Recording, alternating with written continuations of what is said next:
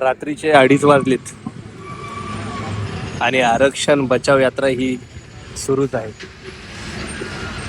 आरक्षण बचाव यात्रा ही आज मनमाडमध्ये पोहोचली आहे आणि एवढ्या धावपळीत सुद्धा संघर्ष नायक दीपक भाई केदार हे ग्राउंड लेवलवर काम करीत आहेत. मनमाडमधून जात असताना एक लढवय्या पॅन्थरचं उपोषण या ठिकाणी दिसलं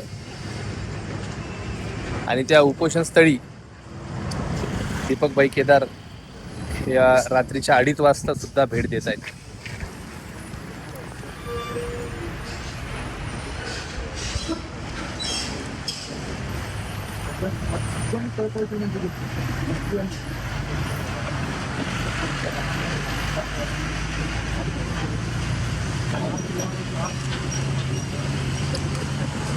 ही आहे पॅन्थर क्रांती.